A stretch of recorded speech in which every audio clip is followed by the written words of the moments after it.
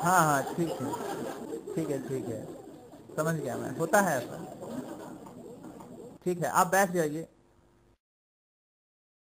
देखो, अगर तुम बच्चों को पढ़ाते हो तो कुछ बातों का ध्यान रखना। पहली बात तो ये कि बच्चों का दोस्त बनने की कोशिश मत करो। और दूसरी बात, बच्चे वही सीखते हैं जो वो देखते हैं। तो किसी भी अध्यापक में ये 3 गुण होने चाहिए।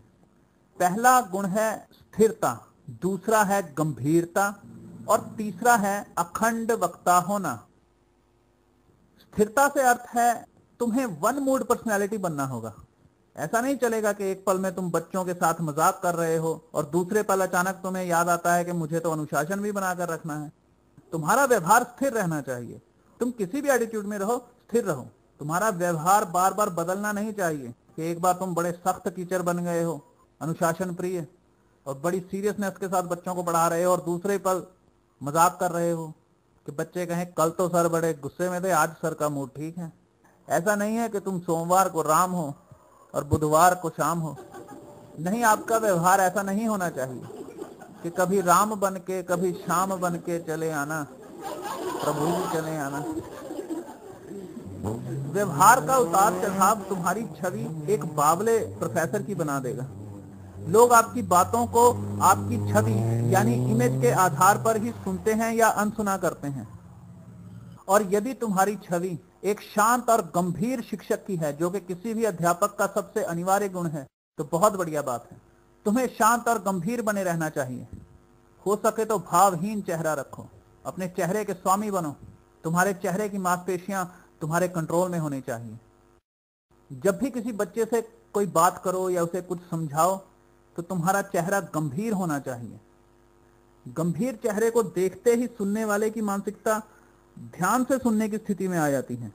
आपकी कही बातें बच्चे के दिमाग के उस खाने में पहुंच जाती हैं जहां बुरी घटनाएं इकट्ठी होती हैं। जहां हमारी याददाश्त इकट्ठी होती है वहां वो 2 भागों में इकट्ठी होती हैं, एक तरफ अच्छी यादें, एक तरफ बुरी यादें। अच्छी यादों को दिमाग धीरे धीरे भूलता चला जाता है, मगर बुरी यादों को दिमाग बड़ी अच्छे से संग्रहित करके रखता है। तो गंभीर चेहरे से कही हुई बातों को बच्चे का दिमाग बुरी घटनाओं वाले खाने में इकट्ठा करके रखेगा और वो इसे कभी नहीं भूलेगा। हंसते हुए चेहरे से कही बातों को बच्चे ध्यान से सुन भी लें तो याद नहीं रख पाएंगे, और ये आसान नहीं है। गुरु होना एक तपस्या है। आत्मनियंत्रण और आत्म त्याग का एक उदाहरण बनना होगा तुम्हें। अध्यापक शब्द का अर्थ ही यही होता है, दूसरों के लिए एग्जाम्पल, जो स्वयं एक अध्याय हो, जिसका चरित्र तुम्हें बिना बोले पढ़ा रहा हो। गुरु से ज्यादा चरित्रवान किसे होना चाहिए?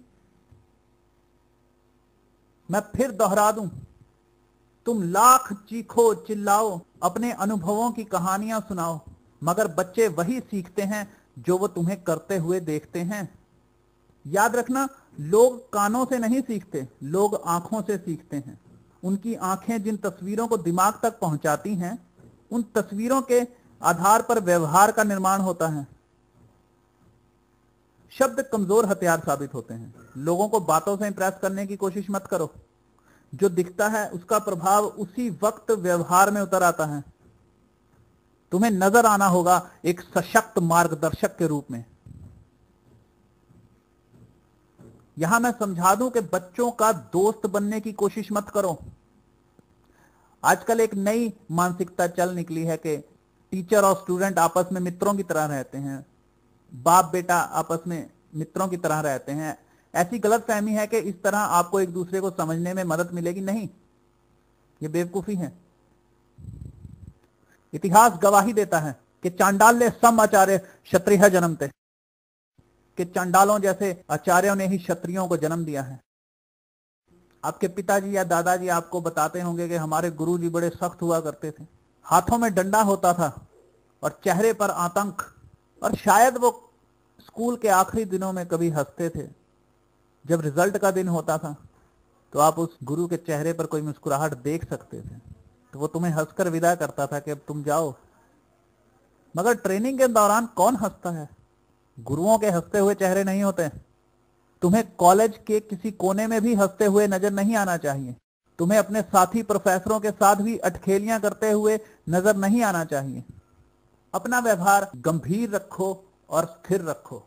नहीं, बच्चों का दोस्त बनने की कोशिश मत करो। दोस्त बहुत है उनके पास। गुरु उनके पास एक ही होता है, बाप उनके पास एक ही होता है। दोस्त बाप की जगह नहीं ले सकते, इसलिए बाप को भी दोस्तों की जगह नहीं लेनी चाहिए। आप शिकायत कर रहे हैं कि आजकल स्टूडेंट टीचरों की इज्जत नहीं करते। नहीं, ये आज का मामला नहीं है, हमेशा से यही होता आ रहा है। कमजोर अध्यापक को सम्मान नहीं मिलता है। जब वो देखते हैं कि ये एक अच्छा मार्गदर्शक नहीं है तो वो तुम्हें वो सम्मान नहीं देते हैं। तुम्हारी अपने विषय पर जबरदस्त पकड़ होनी चाहिए। तुम में तीसरा गुण होना चाहिए किसी भी अध्यापक का, और वो तीसरा गुण है अखंड वक्ता होना। तुम्हें लगातार बोलना आना चाहिए। जब तुम लगातार बोलते हो तो तुम सुनने वाले के कानों से होकर चेतन मस्तिष्क से होते हुए उसके अवचेतन मस्तिष्क तक पहुंच जाते हो, और फिर चाहे वो आपकी बातों पर गौर ना भी करे तब भी आप जो कहेंगे वो उसकी विस्मृति का यानी मेमोरी का अभिन्न अंग बन जाएगा। लेकिन अगर तुम बीच बीच में रुकते हो, सोच सोच कर बोलते हो, पढ़ पढ़ कर बोलते हो, तो फिर तुम्हें फिर बार बार कानों से शुरू करना होगा, फिर बार बार कानों से शुरू करना होगा।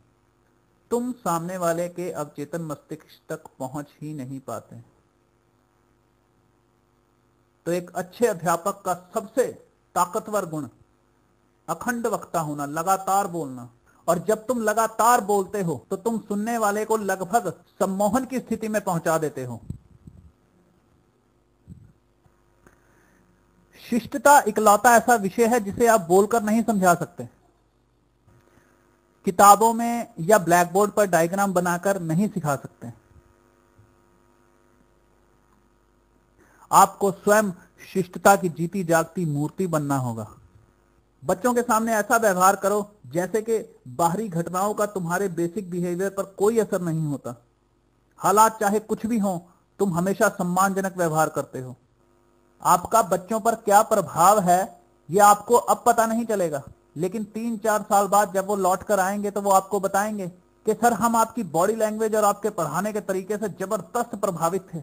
तब तो हम आपके सामने लापरवाही से हंसते रहते थे, मगर हमारे जीवन में आप जैसा गुरु दोबारा नहीं आया। आप हैरान हो जाएंगे कि वो मुझसे प्रभावित थे और मुझे पता भी ना था। अरे गुरु किसी भी शिष्य के जीवन की सबसे अद्वितीय अविश्वसनीय घटना होती है। गुरु मित्र नहीं अपितु प्रज्वलित ज्वालामुखी जैसा होना चाहिए, सक्रिय और गतिमान।